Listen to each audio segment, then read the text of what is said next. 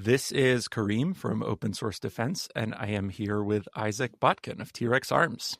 Welcome. Oh, thank you so much, Kareem. I'm honored to be part of this podcast. Well, I'm honored to have you.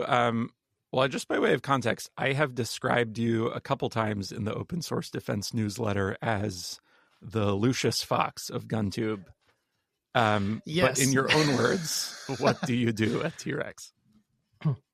Well, Mr. Wayne, I work on R&D. No, I think that's a very flattering description, but it implies a great deal of knowledge, wisdom, and experience. And I feel like I'm only beginning to attain to the lower foothills of those things. I would consider myself to be more, I can't think of a great example, but way more experimental than Lucius Fox. Lucius Fox is a man who has mastered things.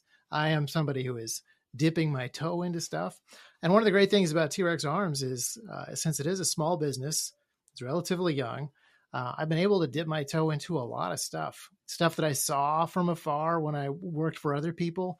When it's your own company, you're the only person who can do certain jobs. So you wear all the hats and you get to put your fingers in all the pies and dip your toe into all kinds of new stuff. So I'd consider myself a very experimental, nutty professor scientist, not a Lucius Fox, but I am flattered. Okay, well, we will dig into that. T.Rex has been around for 11 years now. Is that right? Just about, yeah. I think almost exactly. Okay. What are the milestones that made you realize it was going to be a real business?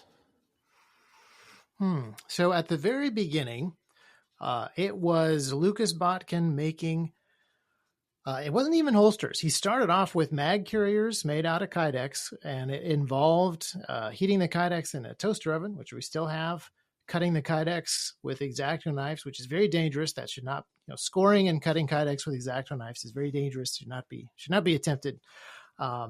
As the first things began to sell on eBay, and Lucas began to post videos demonstrating the products on Instagram, I thought it was very cool, but it wasn't until we'd moved a long ways from that. We had our own website probably a few months after that.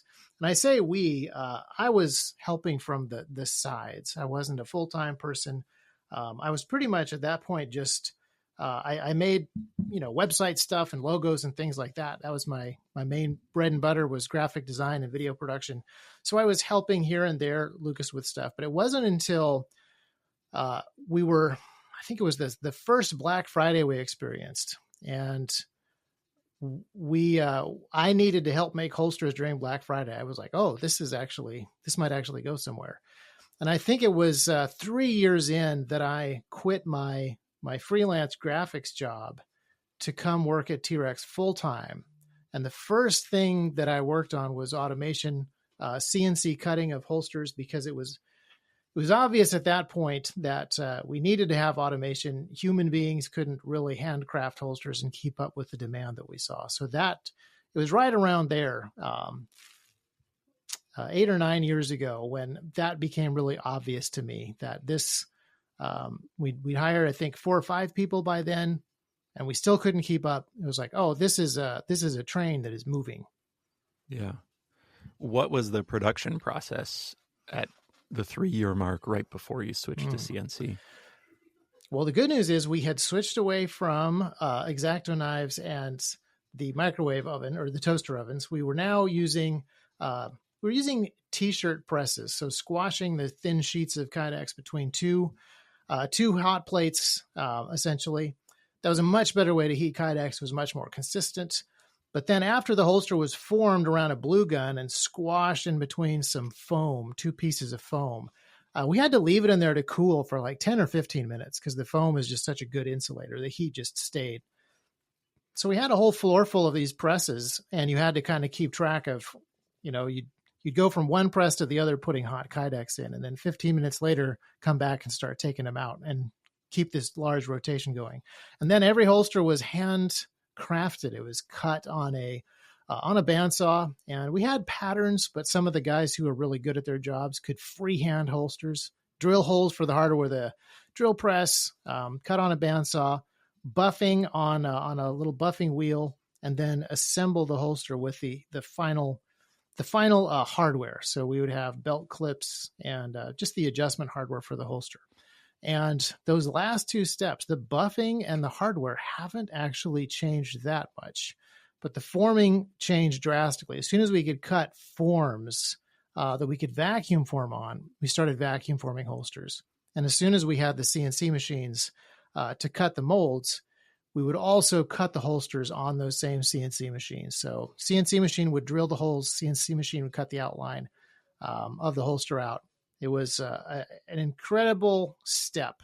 Everything sped up. Everything got more precise and more repeatable at that point. Once we figured out what we were doing, of course.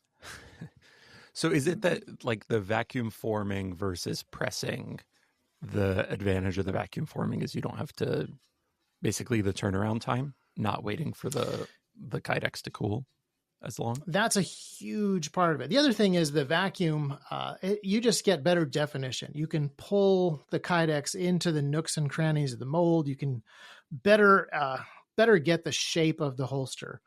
But the fact that it cools faster is huge. And the fact that you can see the Kydex means that now we have IR thermometers looking down at the Kydex. We can watch the temperature of the Kydex. We can know if it's hot enough to pull the vacuum or if it should be put back in the heater.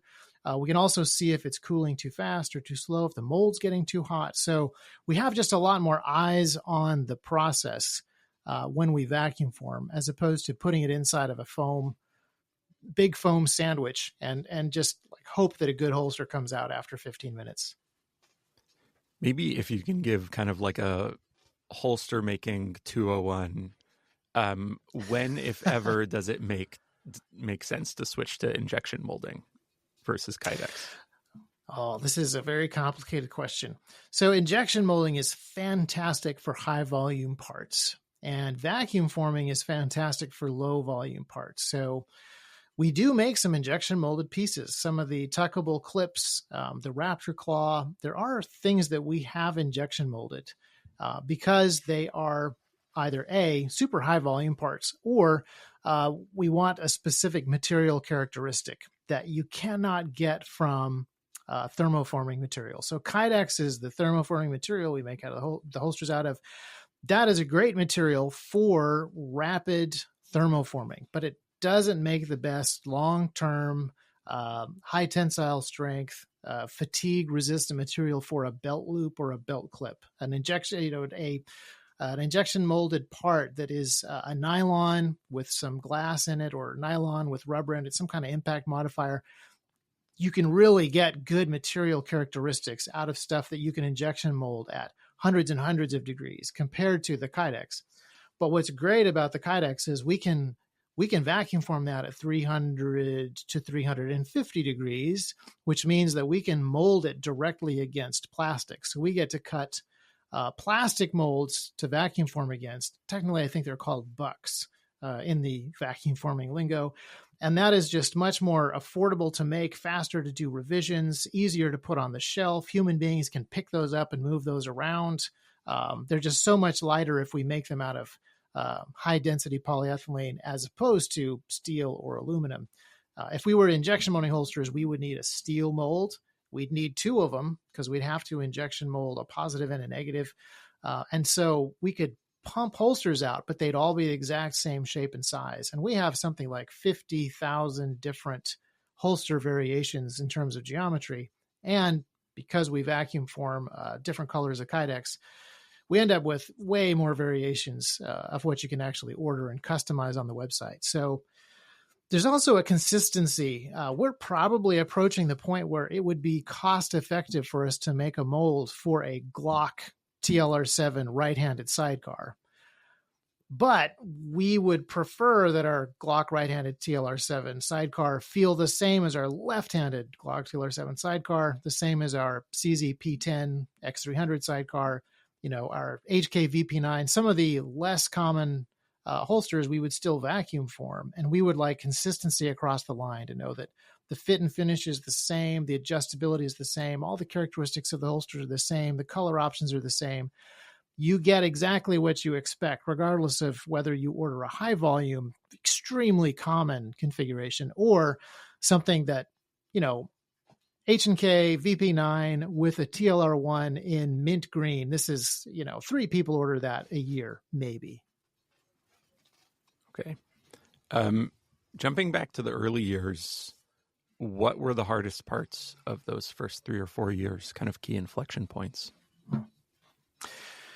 So I would categorize the problems that we had to solve in 2 categories.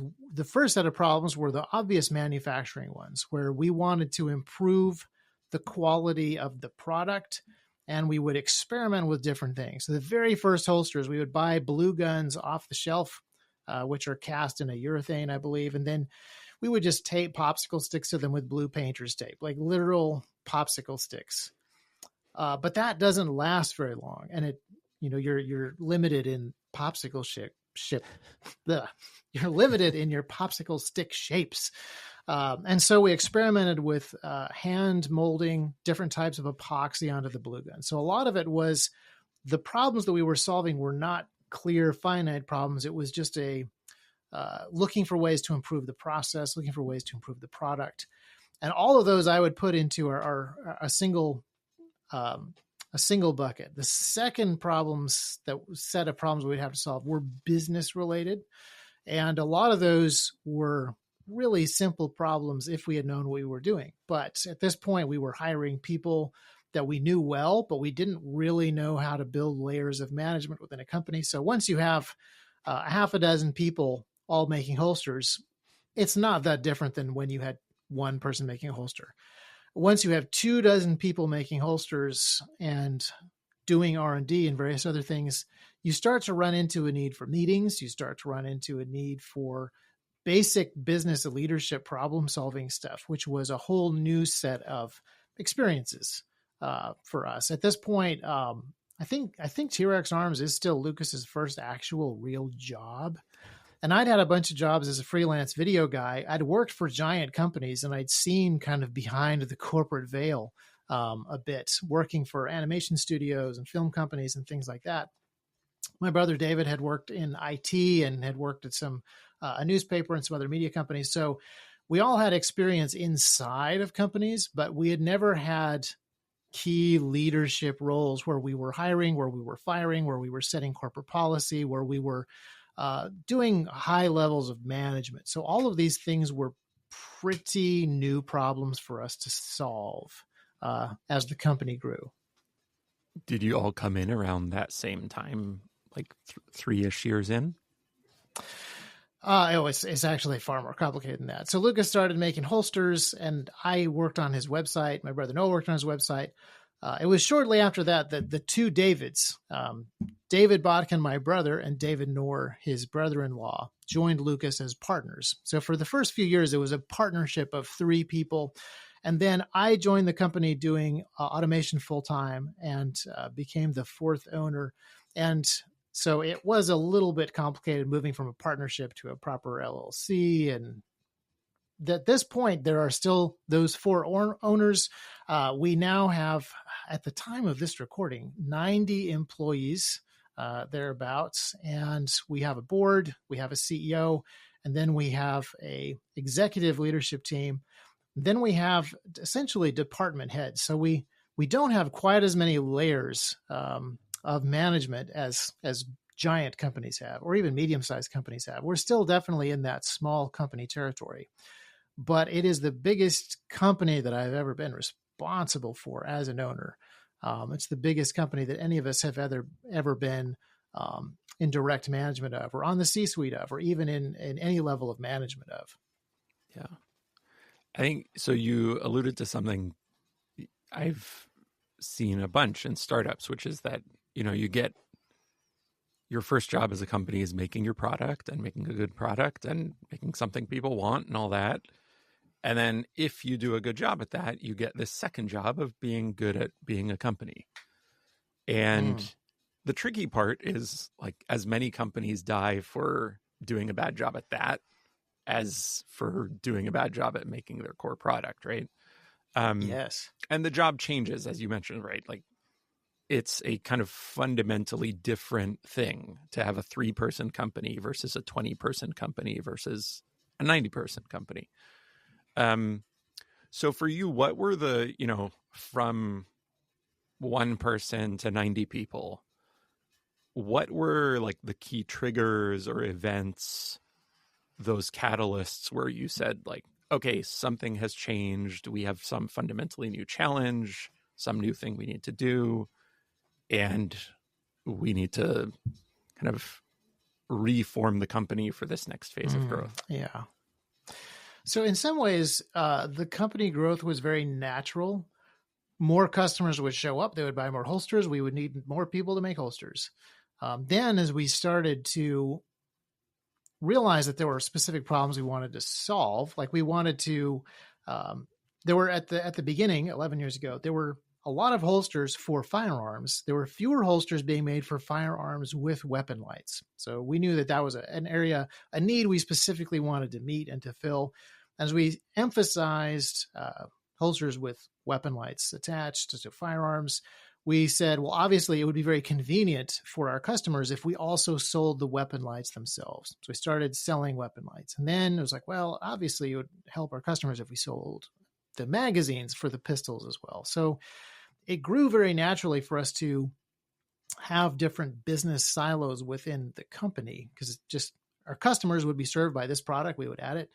And then we discovered that we had 2 business silos. We had a manufacturing silo and we had the sort of warehouse and fulfillment retail side of the house. I think that the key changes within the business, in one sense, it was all very slow, organic change, but occasionally, several times in the company, we've sat down and said, okay, so it no longer works for everybody to just talk to each other about what they're doing. We need to start having meetings. Then at another point, it was, it doesn't make sense for every single person in the company to be at every single meeting that the company holds.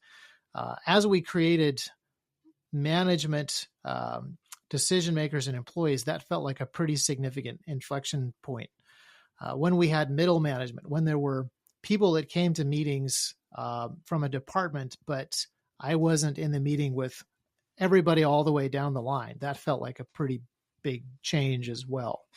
And then most recently, we're coming up on a year now since we did this, having the owners, it's a little bit confusing because we all have jobs in the company, regular day jobs in the company, but the owners are no longer running the company as a quadumvirate.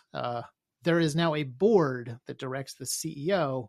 The CEO gives jobs to the different department heads, some of whom may or may not also be the owners and board members. Like this was a massive change to the way that we'd run the company, and that's only about a year old. So I think every time there was a new layer of management or a new layer of communication, those feel like the big changes where you are, as your company grows, it becomes a different kind of company. Like as soon as we learned how to be a larva, it was time to be a pupa. And as soon as we learned how to be a pupa, it was time to be an adult crawling creature. And as soon as we got a handle on walking, it was time to be a winged creature. Like it's a whole new set of skills that you need to develop as a company.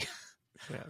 Someone else brought up the phrase that it's like every time you grow into your next stage of business, it is like breaking a bone so that it can heal properly in its new shape. And that is a deeply unpleasant analogy, but also more accurate than my bug one. Okay. What bones did you break? What was for you? What were the hard parts of these inflection points? So I've never thought of myself as a control freak, but when I have built a process and feel very invested in how the process is done, and then hand it off to somebody, that I have discovered that that's a lot harder for me than I thought that it was going to be. And part of it is I came out of a film and television background where you build a process for a movie or a TV show. And then when you're done with the process, you're also done with the show. It'll never be used again. Like you build a 3D animated character, you rig it for specific shots, and maybe it continues on for future episodes. But when you build a production pipeline, say for a holster line, like I did a huge amount of research and picked the shop bought CNC machines as the one that we would buy. Well, we've outgrown those machines, and I feel very sad that they're gone, even though the new machines are superior. I built systems that I put a lot of just time and effort into. And when I would train people to use them and they would come up with better ways of using the machine, it was honestly difficult for me to be happy for them. Be like, no, I didn't think of that. But what I thought of is something that still needs to be done. The handing off of things, delegation is one way to put it. But when you hand off a product or a process or a job to somebody to take in a different direction, that is more difficult for me than I thought that it would be. And so those were, each time that happened, it did feel a bit like a bone being broken, as it were. But every time those bones have healed. So a couple of years ago, I was running the engineering department and I was running holster development. And I have handed those jobs off to two people who are doing a better job at both of those jobs than I could do. So there is a tremendous gratitude that I have to those two guys. I'm impressed with what they're doing. It's fantastic, but I also miss the job a little bit. And then part of me, there's a little bit of personal pride where I'm like, man, that's such a better solution than the one that I made. So those are for me, those are the points. Handing things off that I enjoyed or took pride in, have been difficult. And I always can tell what it is, because when people come along and do a worse job than me, it's a level of personal connection to the process. When they come along and they do a better job than me and I still feel a little sore, that's how I know that it was just pride. How much of that is that trust that you build over time and being able to delegate to somebody and, ultimately letting go of like, okay, like they're ready to do this job. Is that a really good hiring process? Is it working with someone for a couple of years and promoting them from within? Like how much of it came from each of those? This is a great question. So we talk about trust quite a bit, and there's a lot of different ways of, trust is often discussed in a business sense as a binary thing or a two-dimensional line. And trust is so much more complicated than that. Like, I trust my children very far in some areas and not so far in other areas. And some people define trust as when you completely let go. And sometimes trust is, I think Dave Ramsey has the trust is how much rope you give somebody, but you always are, if you are responsible for the company, you are still holding on to the rope. You never let go of the rope. The question is just how much rope. The fact that we have brought so many people in the company up and promoted from within, I think has been huge for trust. So the CEO that we have now is a guy that I hired to run a CNC machine. And this will sound very stupid, but when I first hired him to run that really simple CNC machine, I was like, boy, I don't know if he's going to be able to figure this out. And then I was like, oh, wait a minute. This is a Navy fighter pilot. He can land an F-18 on a carrier at night. He's going to be able to run this CNC machine that has 3 buttons on it. It's going to be fine. So sometimes it was hiring people that you already knew them and what they were capable of. But a lot of that trust to give him control of the company as the CEO absolutely came from years of working together, giving him more responsibility, watching him manage other people. He went from being a guy making holsters under my management to managing all the people who made holsters while I did R&D stuff pretty quickly. Like, he demonstrated a high level of competence in managing people, which, again, you would expect this from a U.S. Marine Corps lieutenant colonel. Like, managing people is a thing that he has been doing, managing fighter wings, etc. So his credentials made it obvious that he could do the job. Watching him do the job built a huge amount of trust. Yeah, and I'm sure, when you hired him, I'm sure you had somewhere in the back of your head that, okay, this guy's going to be on a steep growth trajectory. Oh, yes. Yeah. Now, I was still like, boy, I hope he doesn't break my machine. And running this machine is completely beneath him. He should be flying fighter pilot surround, war zones and making executive decisions at that level. So I simultaneously had I hope he can learn how to use this machine. And boy, this is such, he is slumming it doing this job. I mean, the trust thing is super interesting because when I think of T-Rex, I think in some ways of like an old school family business. Yeah. And in other ways, obviously a very modern business. But it must have been maybe 6 months or a year ago. There was something on your YouTube channel where it was your dad and you and Lucas and I think David. And I forget even what the subject was, but I was just struck by, the children. You guys were, the way you were looking at your dad was with like a real kind of old school, just like respect, like you respect this man. And, you see that coming through, and also like everyone coming to join the business as it grows.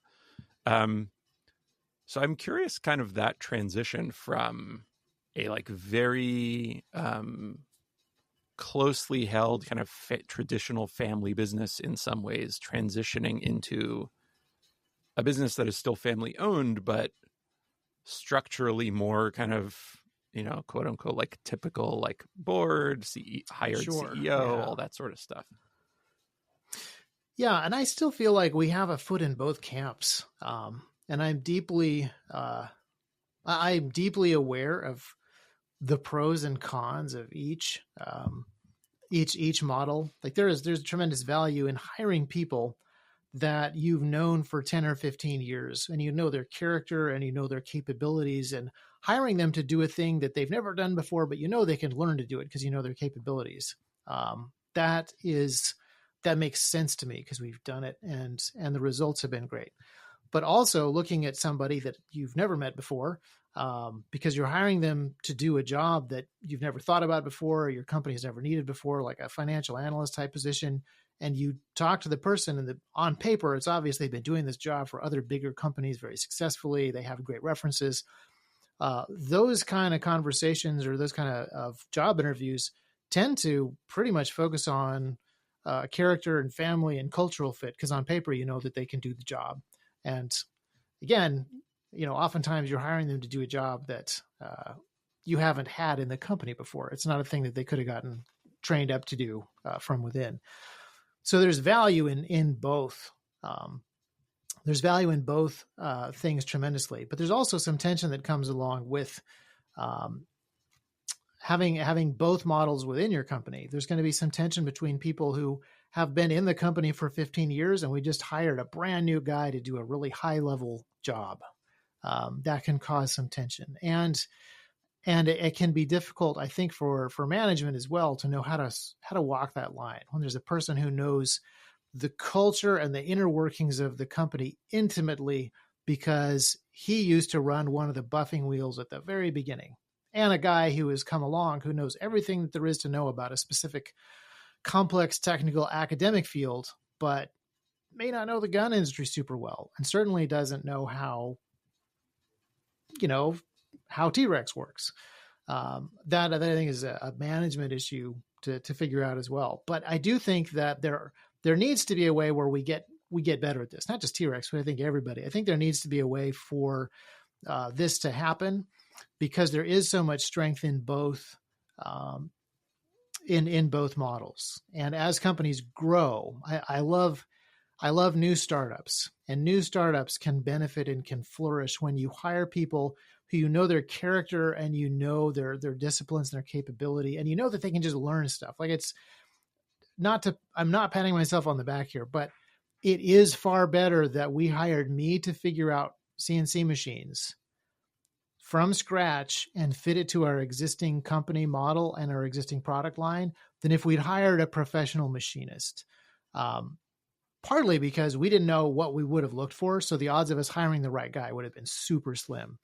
But also because solving all of those problems gave us a lot of insight into our product and our customers and our materials in a way that a guy who came from a different process or mentality might not have brought. The first engineer that we hired, we were providentially blessed to hire this guy And I realize now what a rare bird he is. But he is a guy who is both a book smart engineer who's, got some aerospace experience, but also is a tinkerer who just makes things.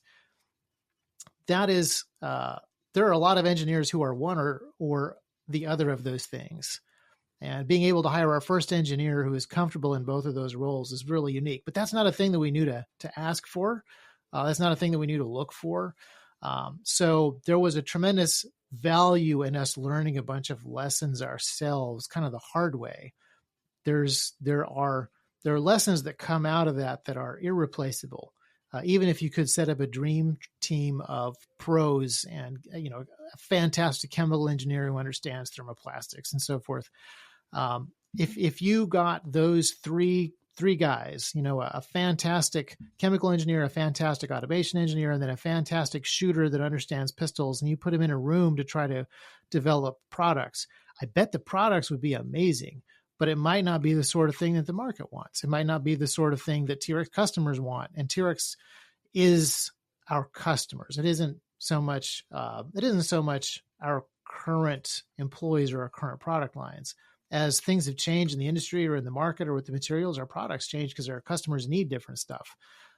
So I am glad that we started off with people that we knew we could really trust to learn anything, because we didn't know what we needed to learn ahead of time.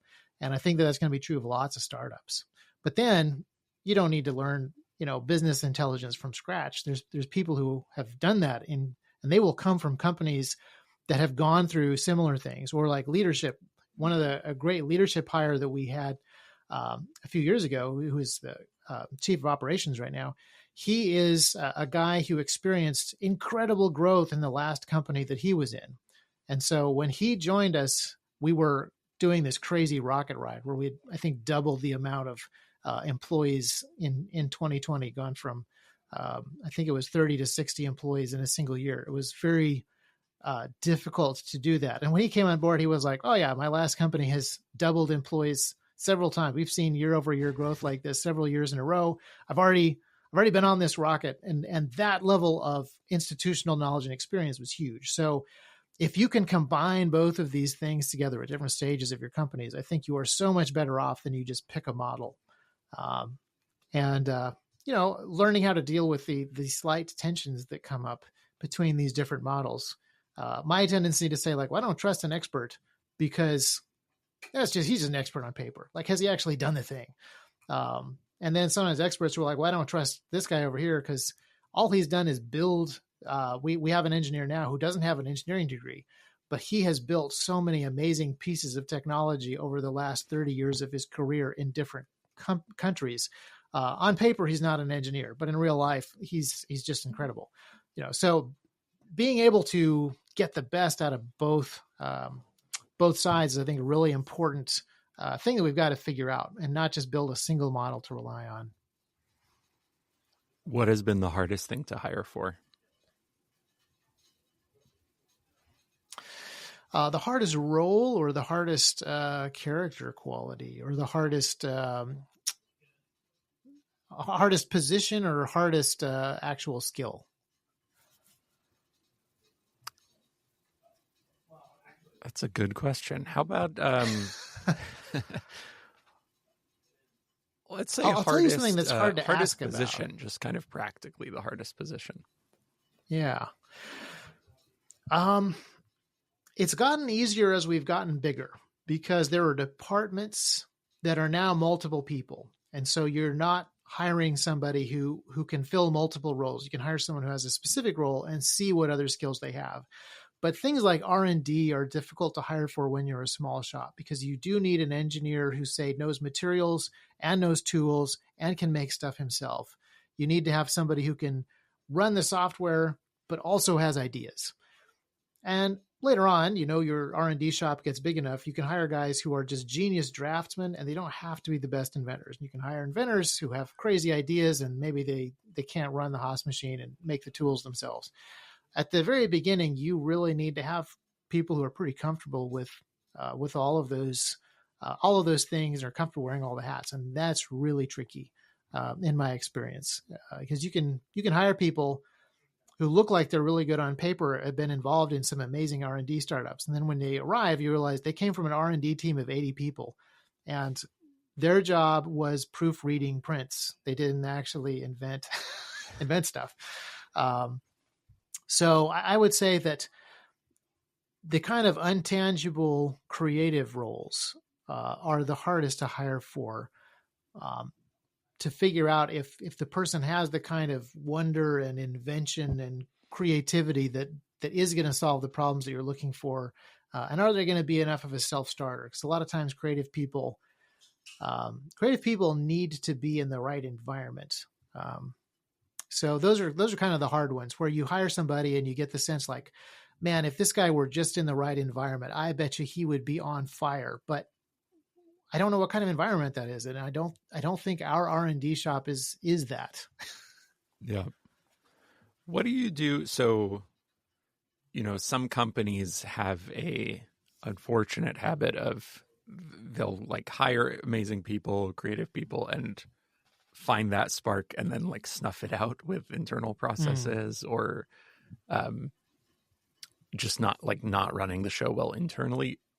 After the hire, what are kind of like the key things you do to cultivate that spark and like bring the best out of the people that you have found? So T.Rex has I think, a secret weapon.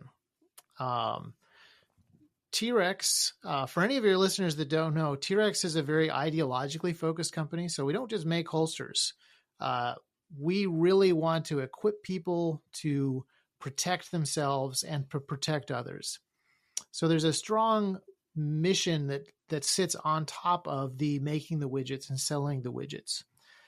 And in some fields or some areas, this kind of ideological foundation, or it can be an unpleasant one politically. Widespread firearm ownership is frowned upon by certain segments of the American culture or population. We've been banned from certain websites, certain payment processors, etc. So like in some ways, by having this strong ideological focus, we have selected people who are passionate about the mission. And oftentimes they're passionate about the mission that if they come in and they work CS for a while because they love the equipment and the mission, but they realize that they don't actually like talking to customers.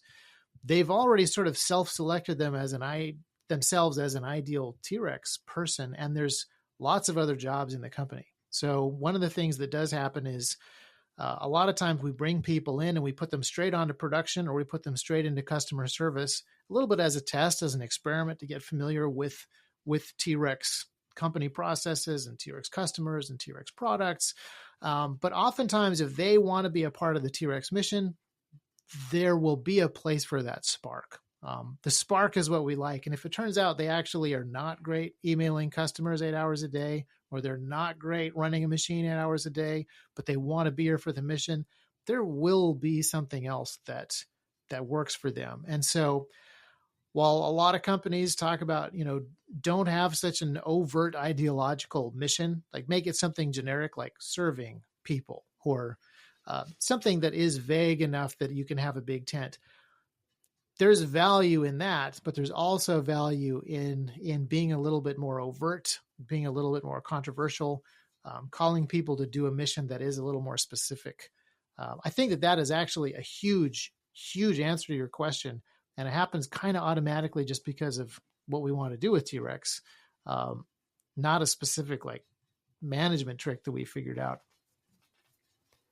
I think that's actually one of the things that stands out about the company, and really something that T.Rex pioneered in kind of the Instagram era of, or since the dawn of the Instagram era in kind of the gun social media space. This idea of like product, yes, but I want to say brand first, and I don't mean that I actually mean that in a really good way, not a disparaging way, in the sense that like a mission first company and like here's our mission, and then here are the products that help us deliver on that mission, and here is also like the content and the education. It's that, inspire, educate, equip credo that you have. I'm curious that, like, I think in 2013 that was very unusual, right? And I think partly because of your success, it's less unusual now that, like, if you go on Instagram, there are companies with like great production values and kind of trying to be mission first. I'm curious how your strategy has changed in kind of delivering your own message as kind of that early, like, unexploited advantage has gone away and people have kind of woken up to, like, hey, customers want to hear about us on this stuff. How's your strategy changed as kind of the table stakes have changed in the industry? Well, it's very kind of you to think that we have had a strategy this whole time, or that we've developed one now. In many ways, that was somewhat deliberate and somewhat accidental. A lot of the stuff that we did very deliberately on purpose, but we didn't deliberately make it part of our strategy. So there are certain things that we wanted to do with our marketing. In early 2013, we wanted to show, Lucas specifically had a desire to show actual shooting capability. So the product doesn't just look cool by itself. You actually show the product being used. And then he realized, it's actually really easy to fake competence if you speed up footage or if you use cutaways or if you edit too quickly. Let's actually demonstrate that not only is this product usable, but we are competent in using the product so that we can be trusted to tell you that its usability is at a high level. So a lot of times it was a very deliberate move to be more transparent, be more clear, be more honest, but it wasn't necessarily a large scale plan that was, if we do X, Y, and Z, we will have market differentiation from other people. But one of the things that has happened over time, and I don't think we can, T.Rex, take any credit for this. I think that there is a move that has happened over the last 10 years where boldness and courage are not only appreciated, but understood to be clear differentiators, to the point where 15 years ago, Jordan Peterson and Donald Trump, for example, are doing all the wrong things. Like, you're not supposed to ever say anything that would get you called out by the New York Times, And now we've discovered that being called out by the New York Times is actually really good for business, at least for a chunk of the population. And if you lean into controversy, if you lean into an uncomfortable sort of honesty in certain areas, there are people who appreciate that. And so in a way, I can see people in the gun community, for example, following T.Rex Arms in a little bit,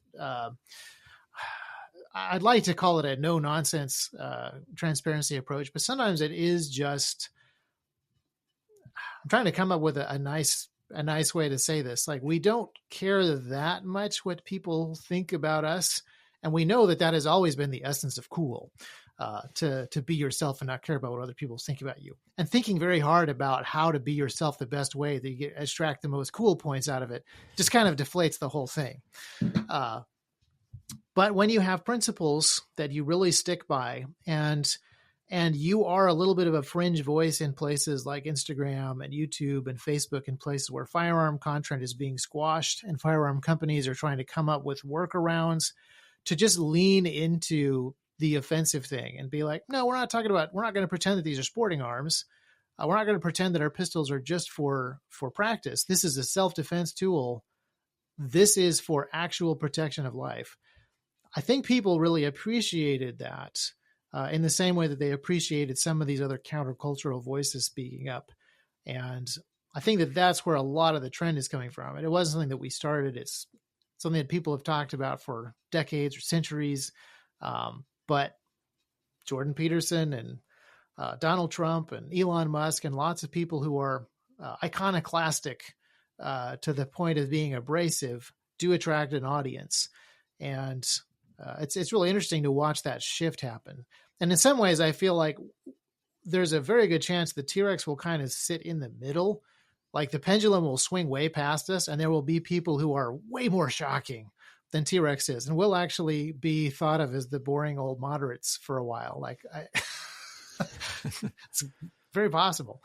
And as always, there won't just be one pendulum back and forth. There will be 50 pendulums moving across. The Twitter pendulum will be doing this, while the Facebook pendulum does that, and different markets will want different things on the same platforms. I predict great weirdness in the future, and one of the things that I think will differentiate us is if we don't change very much. Yeah. This is actually, maybe this is a good place to ask you about the gun culture 1.0 versus 2.0 versus 3.0. I have a lot of questions about this, but where are we at? Are we gun culture 2.7 today? Where are we? What version of gun culture are we at today? It's pretty fascinating. And again, I do think that in the past there were fewer pendulums, and now there's a bunch of them. In the past, there were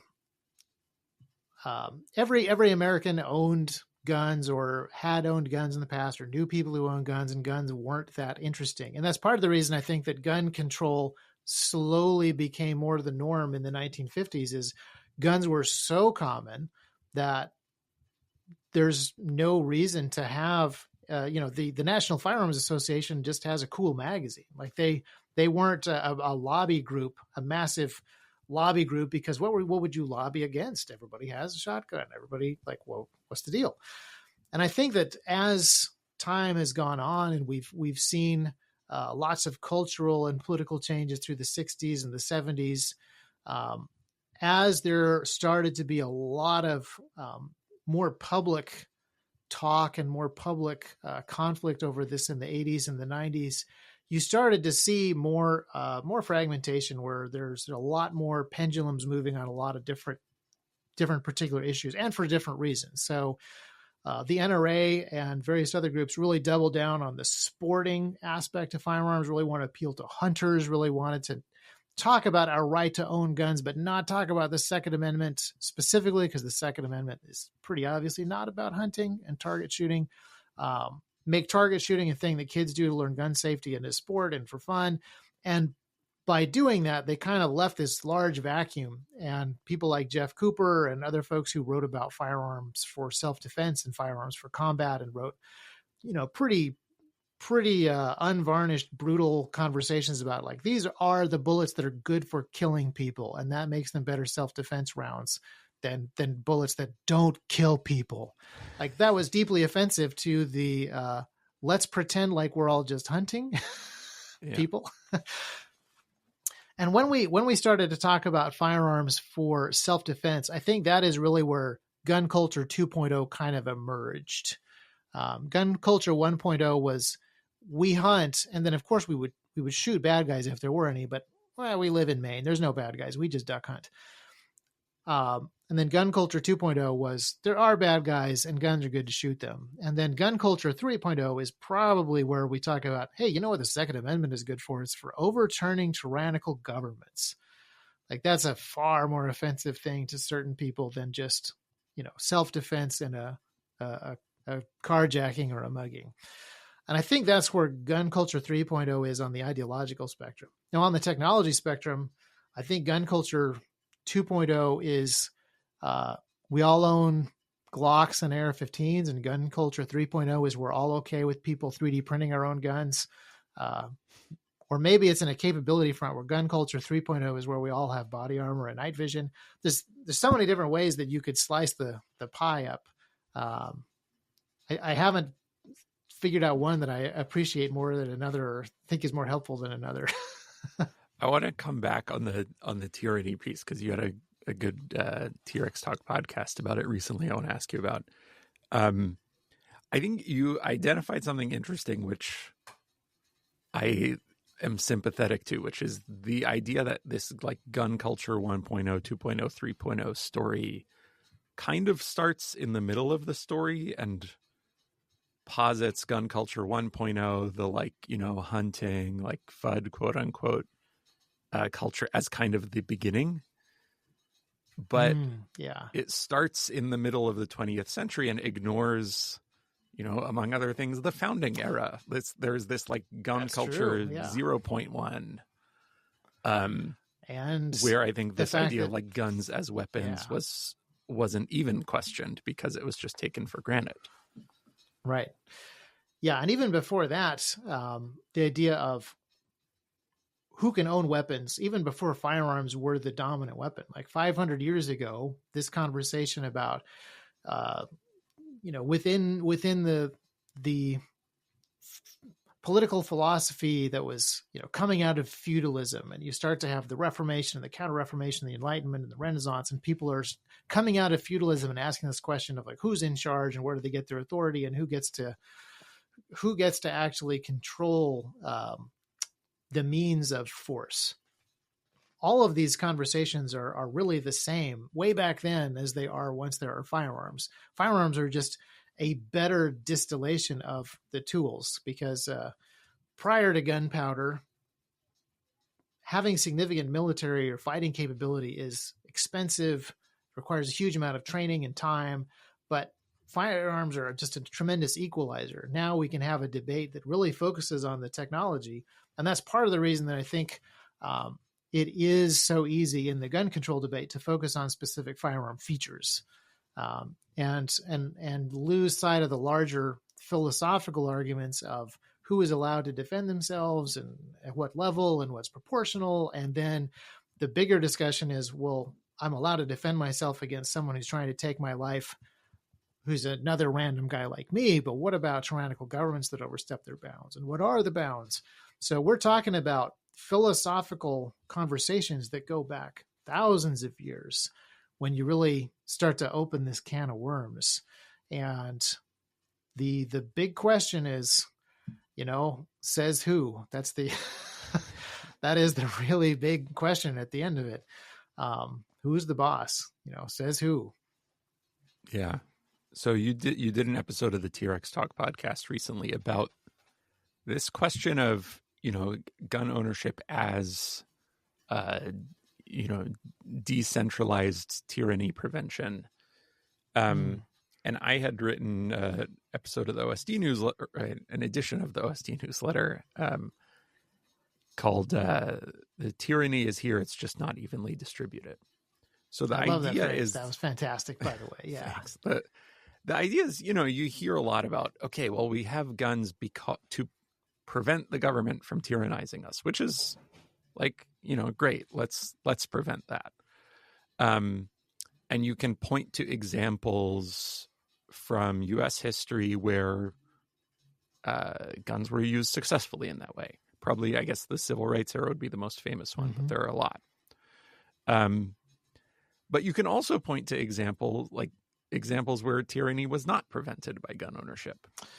For certain, yeah. You can point to, like, the example I gave in the newsletter was the raid on the guy who I think he was like an executive at the airport in Little Rock. He was raided for Brian Malinowski. Yeah. Yes. Yeah. He was raided by the ATF and killed in that raid when he defended himself against, unknown people breaking into his house at 6 a.m. For ATF paperwork violations. He was allegedly selling guns without an FFL. And that's, a fairly niche example. The spicy example I gave in the newsletter was the income tax. In a world where the income tax didn't exist, if somebody proposed it, not gradually rolling in, but if somebody proposed like, hey, you're taxed 0% today, and tomorrow we're going to take a third of every cent you make, I think that would be regarded as tyranny. Yeah. I am curious for your... So I think there is some sort of like underlying mechanism here for like, what is the structure of the system that causes guns to successfully prevent tyranny in some cases and to not prevent it in others? And there is sort of a like underlying structure there that I think we gloss over when we say like, oh, guns prevent tyranny. That's too simplistic. What's what's your best guess at like what is that underlying structure? It really comes down to the will and actions of the people. So like people often talk about the Bill of Rights, the Constitution, the Second Amendment, and they say like, well, it says not to do tyranny, but obviously it was a bad document because it didn't work because we have tyranny now. It's like, well, that's kind of like saying a stop sign didn't work because the person didn't stop. I think that the laws are the same way.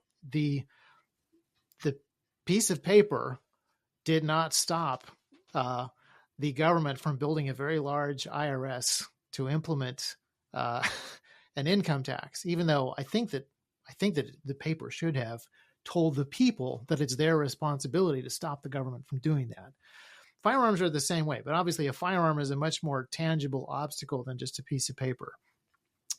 The big thing that I think that firearms are helpful for, obviously they are weapons and they apply force directly when you use them as weapons. But there's also a very important aspect to the firearms themselves, which is the conversation that happens when firearms are taken away is a very different conversation. So Henry Chan over at Nine Hole Reviews, and I've had this conversation offline. We should really turn it into a podcast, but he grew up in Singapore, and in Singapore, or in Hong Kong rather. Yes, this is true in Singapore as well. But in Hong Kong, there are no privately owned firearms. And so the conversation about firearm ownership is basically non-existent. But that also means that the thought that you have any ability to tell the government not to do anything is non-existent. The rights that you have as an individual are something that you just think about incredibly differently. If you take something that is as dangerous, as lethal as a AR-15 rifle, and you say that people are allowed to have this and the government is not allowed to take it away from them, it sets into place a cultural and philosophical framework for thinking about your other rights and for thinking about whether or not you should be taxed for this or whether or not you should be taxed for that, or whether or not you're allowed to own land or whether or not you're allowed to own other types of property. So just having it as a cultural touchstone is huge, even if it never actually gets used in combat. And we can see this happening around the ghost gun debate, where the government is saying, yes, fine, you're allowed to own guns, but you're not allowed to own any gun parts or the things that you would use to make guns. You're not allowed to innovate around guns. You're not allowed to invent new manufacturing technologies around guns. And people are saying, really? You're not allowed to own information about how guns are made. Really? The fact that we're allowed to own the gun that kills the people is a great arguing point from where, like, we're not allowed to own the machine that makes the springs, but we're allowed to own the gun that shoots the people. I think that it is a tremendous bulwark, an anchor in the ground for us to talk about rights and to talk about tyranny about, as well as being that physical obstacle. The fact that there are hundreds of millions of guns in the country, I think has significant value. But the fact that we can still have this conversation about, I am allowed to have this gun, this piece of paper from a long time ago that the New York Times or the Atlantic says is deeply problematic, is still the law of the land. And we still want to abide by these laws in this way. Having a physical object, I think, is a really helpful way to not allow that conversation to just be completely defined into nothingness, the way that a lot of conversations have been in the 21st century. I really like that. So it's this idea of guns as like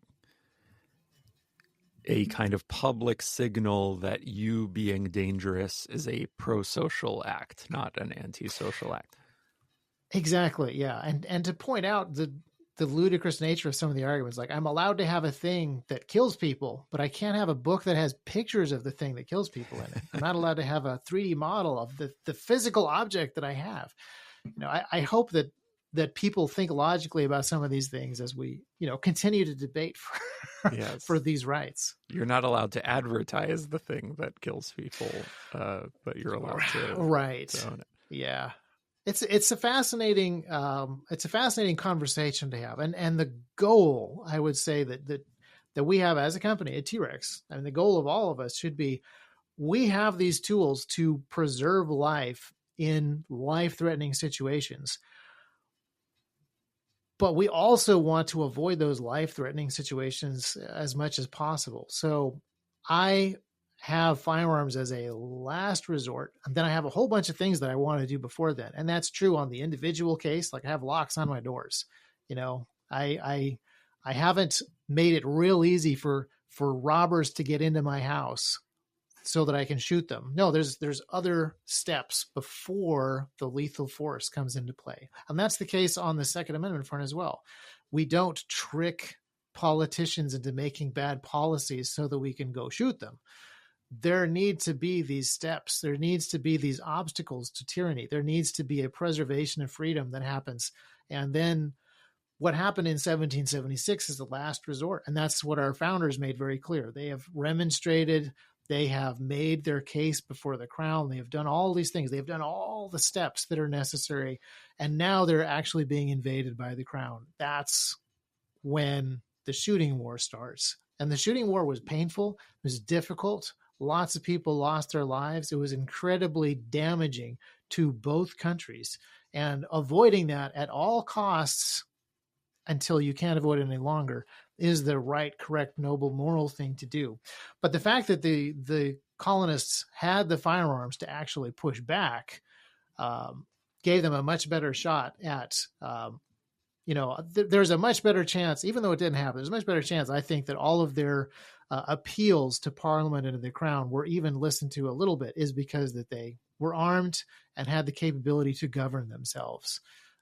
Ultimately, Parliament decided that it was worth just sending in the redcoats, but that happened after years and years of appeal and court cases and conversations, as opposed to just being run over in the early 1700s. Yeah, I do think it's unhelpful when we talk about the Second Amendment and we only talk about the shooting war that happened from April of 1775 until the early 1780s. The decades before were incredibly important.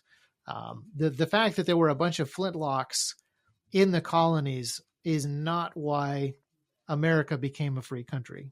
It was the people who were here, and it was the ideas that they had. It was the Constitutional Convention that already existed. All those people were elected officials who were passing laws for their colonies already. They were already a self-governing people who understood what their rights and responsibilities were. That is why America became a free country. The fact that we had enough flintlocks and some cannons is the reason we stayed a free country. Thinking about the future of gun culture, the COVID era was kind of a watershed, right? So gun ownership shot way up. I did the math on this. I estimated 1 in 8 gun owners became a gun owner in 2020. 1 in 8 gun owners in the U.S. today. Yeah. And in some ways it was kind of an inflection point, and in others it was not. So I think certain things just hit escape velocity and are not coming back, right? So like ARs, red dots, like those have, hit escape velocity. They are on their way out of the solar system. I think there are others though and I'm thinking of things like body armor, radios, night vision, where they've been in this kind of like prosumer like space for a while. And they've been in a space where I would have guessed like, okay, these things are ready to hit the big time and they just need some catalyzing event. And if anything was going to be that catalyst, it would have been COVID. And they haven't taken off to the same extent. So I am curious, A, if you even agree with that analysis, and B, if you do, why you think they didn't take off yet in the same way, and maybe you don't agree, and I'm curious to hear that. Well, as far as T.Rex is concerned, body armor did take off in 2020.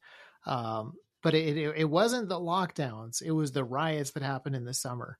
It was really interesting to see. And a lot of it, I think, is just body armor is a weird product. You understand what it's used for in war and in combat, but you don't really need any in your own closet. But then a bunch of people watched footage of the riots and they're like, oh, so that's what it's for. And then they were like, oh, I'm watching people getting shot in front of their houses. You know what? $500 to be bulletproof is actually really cheap. So we saw pretty significant body armor sales, but I do agree with you that it's not widespread. It's not a thing that every gun owner has decided is a thing that he needs to own. And at T.Rex, we've kind of split our customer base into sort of 4 groups, where we have our everyday carry guy. We have someone who has just bought their firearm. That's like level, I forget if we're calling it level 0 or level 1 right now. We've had this conversation several times. But you have just bought a gun because 2020 happened. And whether you were offended by the lockdowns, or you were worried by the riots, or you were, for whatever reason, you bought a gun. The next step up is you become someone who carries that gun. That requires that you buy a holster. It requires that ideally requires that you do some training. But you've done enough thinking about this issue that you're carrying the gun. And then from there, maybe you make the next step to you buy some extra equipment. You now make the jump to you are a rifle owner, and you practice with the rifle, and you want some equipment to carry magazines with. And that's kind of like your I'm trying to think of some of the different words or different phrases we use to describe these different levels. But the final level is the Minuteman. The Minuteman is a guy who is that quick reaction force like you saw in 1775. So this is a guy who is not just owning the stuff, but he actually understands a little bit about how to use it. And he has some of the other accessories. So not only can he carry his rifle, but he also can carry some extra magazines, and he has body armor, and maybe he has night vision.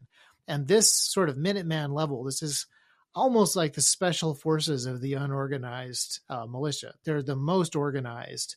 They actually train together, and they actually have this higher level equipment. And not everybody needs to be that. In fact, I got to tell you right now, with 5 kids and heading into my mid 40s, my light infantry days of being a quick reaction force for my neighborhood are I am no longer the tip of the spear, shall we say. I have dropped back to that regular infantry guy where I have the basics, and I don't make the most of the fanciest gear. And so that's the kind of thing where I think there are these different tiers, and I don't really expect night vision to be in everybody's hands. It's certainly not in everybody's budget.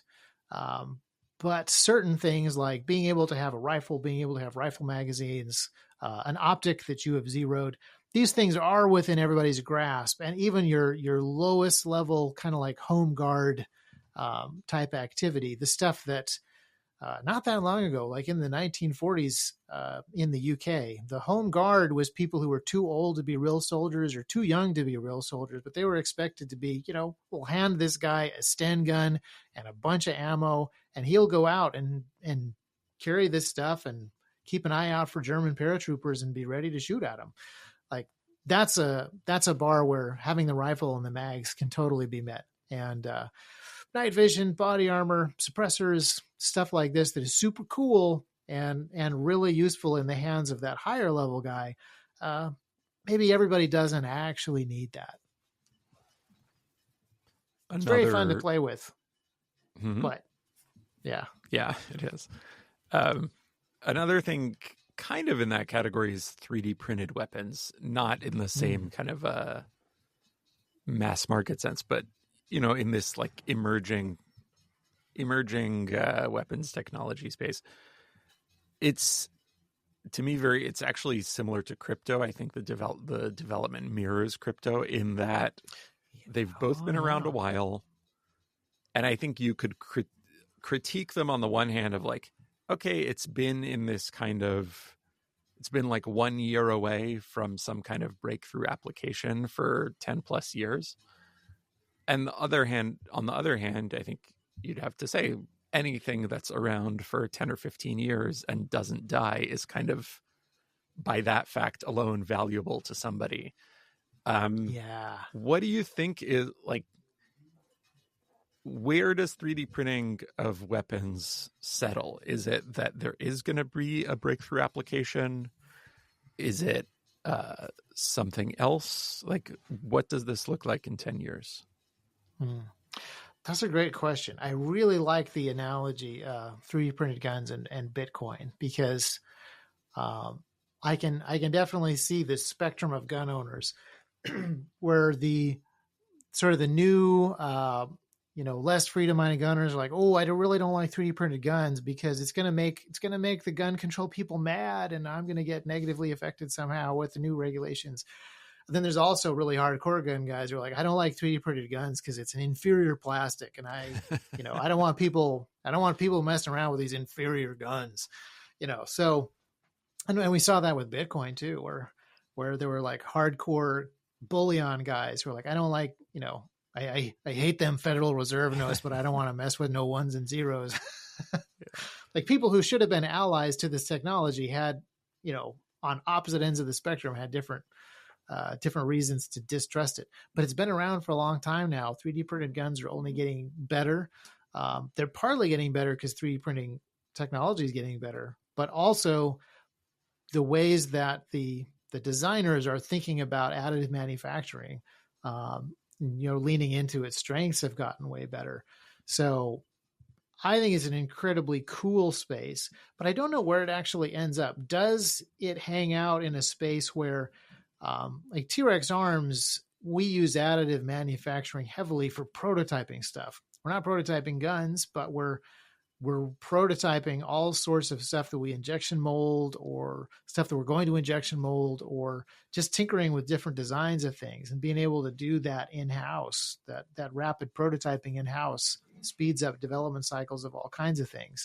And we sell some stuff from 100 Concepts that is final, not prototypes, but like final production parts that are 3D printed because they're low volume and they're highly customized. And the strength is there with the nylon printers. So I think that it probably just becomes a really key part of firearm innovation and development. And it becomes a really key part of some of the low volume stuff. Like I see a lot of room for 3D printed night vision parts, because there's just not enough people to justify a lot of development in that space with mass produced stuff. So it may still exist in the fringes, but as long as it exists in the fringes, it's going to be a great talking point. It's going to be a great conversation starter. One of the things that I think is really disappointing about 3D printed guns is that they are so scary that YouTube specifically, and other people just kind of generally, like, have made 3D printed guns such a boogeyman that regular additive manufacturing content is kind of squashed. And there are guys on YouTube. Oh, I forget his name now. Oh, I can't believe I forgot his name. There's a 3D printer guy on YouTube, and he had hundreds of videos on generic 3D printers and filaments and tools and developments. And then he did a video on 3D printed guns and lost his channel. So there is a fear around 3D printed guns that I think has given a stigma to additive manufacturing, which is a real shame. That sucks. Yeah, because 3D printing is so cool. And in some ways, it's so cool for a lot of things that aren't guns. Like it's almost hard to make guns work with some of these filaments, and it's so useful for other stuff that it's a shame that the media has really glommed onto this. And the tech media, not so much. I think the tech media is much better understanding, like, this is a future manufacturing technology and rapid prototyping is cool, but kind of the legacy media. If you look up 3D printed or 3D printers on like legacy media sites, it's very likely talking about ghost guns and not talking about a cool new filament or a cool new rapid prototyping technique. Yeah. Kind of non-surprisingly. Yeah. I think it's funny how this stuff is often, it's an artifact of when the mainstream media happens to find out about the thing. And if they find out about it too late, the cat's already out of the bag. But if they find out about it early, it's early enough to kind of kill it in its infancy. And maybe 3D printing, it's still TBD which side of that line it's going to fall on. Well, and it does a very interesting thing, which is There is, I just forgot the name of this too. There's a pretty large 3D printing trade show. There's probably a number of them. There are a bunch of T-Rex guys went to a couple of months ago, and these are companies. Some of them are tech companies, but a lot of them are manufacturing companies that lean really a lot farther conservative than you would think. And I believe that a big part of it for some specific companies that I can think of, I won't exactly name, is they're seeing this very unfair treatment of a specific manufacturing technology because of ghost guns. And it just kind of pushed them to be a little more like they're already an uncool conservative themed technology now. So why not just lean into branding themselves as a defense positive company? You know? Yeah. So that's kind of an interesting trend that may result in this treatment. That is interesting. Yeah, maybe that's kind of a natural counterbalance. Yeah. Hopefully. One thing I wanted to ask you about is you just on the topic of kind of product innovation, innovating cheaply. You did a T-Rex Labs video a while ago about how the most innovative thing in the original Glock design was the slide stop. And the premise was, you know, someone might say like, well, what's so innovative about the slide stop? It's this stupid, super cheap piece of stamped sheet metal. And you would say, exactly. It's a super cheap piece of stamped sheet metal. And the innovation was that it can be that. And the frame can be made out of plastic where the dimensions don't matter all that much. And the thing still works. And that's the major innovation. Because, you know, before that, like slide stops were these like delicately, precisely machined pieces of steel. So like handguns went through that transformation. Everything is a Glock now. What is ripe for that same kind of disruption? Like what is kind of gated on being too boutique, too precious, too kind of handmade that doesn't need to be anymore? Well, an obvious one is night vision. Night vision for decades, you know, almost a century, because the cathode tube is, I believe, a century old now. But the night vision analog image intensifier tubes are decades old. The technology really hasn't changed that much in decades. There's been, you know, newer, more exotic materials for doping the crystals and all sorts of extremely esoteric stuff to just squeeze more performance out of these tubes.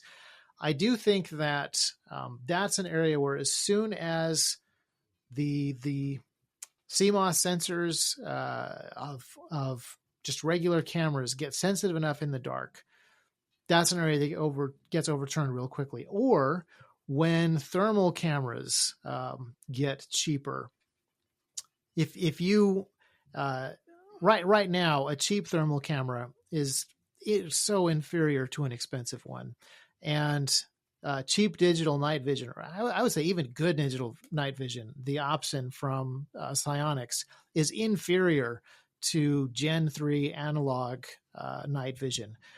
But if you were to mix together inferior digital night vision and a really cheap thermal camera, you would get something that is superior, is greater than the sum of its parts. That's the sort of thing that I think you lean into. The strengths of these two digital sensors and their strengths combine are more than the weaknesses.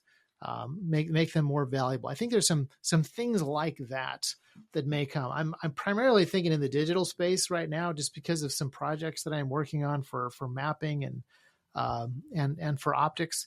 But there are a few bits and pieces. I talked about this a little bit when I reviewed the Opsin, but I see folks in Silicon Valley working on virtual reality headsets and augmented reality headsets that need a really high level of color fidelity and resolution and sharpness. And that is really hard to attain in small electronics. But I would love to have, for outdoor purposes, land navigation purposes, I would love to have an augmented reality display that is low resolution and monochrome and accurate. I could use that for all kinds of land navigation and mapping stuff. And I feel like we could do some experimentation with the cheap stuff and find the strengths of some of these different user interfaces if we just kind of leaned into them. So there's a few things like that. There's some radio stuff, some optical stuff, and maybe some mapping stuff to where there is room to leapfrog the expensive military stuff. The reason why this may not happen is these are kind of niche things, sort of like night vision is now. The market may not really be there. It could be that the market is small, not so much because these things are expensive, but just because the interest isn't there at any price. But these are areas where I feel like the technology is particularly stagnant, and a new approach with newer technology or just a little bit more sensitive silicon sensor would let us lean into something that is 10 times cheaper and twice as good and opens up a whole new, thermal fusion capability. And it will be a bit like the Glock days where people are like, oh, having this tolerance here lets us cut prices by 90%.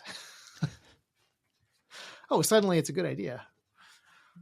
I will say for your listeners, the guy who clued me into that, there's a YouTube channel called AVE. He's a Canadian engineer, and his walkthrough of the Glock 19 is fascinating because he goes through all the parts and explains why they are the way that they are, and why they are more than the sum of their parts. And even though they are all technically inferior to the other way of making firearms, together they make a superior product that is also cheaper.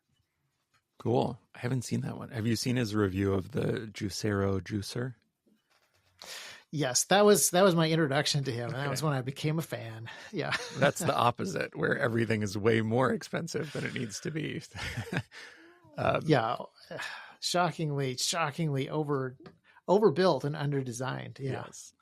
All right. Well, let's end with just like a little rapid fire. I will name a couple. I'll name like 3 technologies, and you tell me where you think they're going to be in 5 years. What interesting things are going to happen in the next 5 years? Okay, this is tricky. And then we'll do another episode in 5 years and score you. Yeah, in 5 years we'll find out what a bad predictor. PDWs. PDWs are very fun. They'll still be around in 5 years. I predict they'll actually look like the Uzi in 5 years. Cool. Okay. I hope you're right. Kind of go old school again. Yeah. Yeah. I like it. Silencers. If we get a little bit of loosened regulation, silencers will be awesome in 5 years. They will be cheap enough that people will really innovate and experiment with stuff like wipes. Otherwise, they'll be 10% better than they are now and 10% cheaper. And last one. It'll still be good. Fire-by-wire. Fire-by-wire is tricky because there's few things that I want to play with as much as fire-by-wire, but I can't imagine myself ever fully trusting it. So I see fire-by-wire, if we can, again, get past some ATF regulation stuff, fire-by-wire will be the only way that competition shooters actually shoot, but it won't be something that is inside duty weapons. But it will completely and utterly take over the competition scene in everything from PRS to pistol matches, like no question. Cool. I said that with a lot more boldness than I actually feel, by the way. I admire the confidence, even if it's false. Yeah. Where can people go to stay up to date on what you're doing? So T.Rex Arms, TREX-arms.com is the main website. But you can also find us on YouTube. So we have just moved our podcast over to YouTube. So at this point, I think all of our media is on YouTube. Now, by the time this episode comes out, I'm not sure if that will still be true. But if you look up T.Rex Arms on YouTube, you can find T.Rex Arms, the main channel, T.Rex Armory, which is product reviews, T.Rex Labs, which is R&D, and now T.Rex Talk, which is our podcast. And if you like this podcast you just listened to, I think the T-Rex Talk podcast is pretty similar, especially since Kareem, I want to invite you onto our podcast because I want to have a conversation with you about your side of basically all the same questions that we just went through. Anytime. All right, Isaac Botkin, thank you very much. Thank you so much. Appreciate what you're doing, and really glad to have this conversation. Thank you.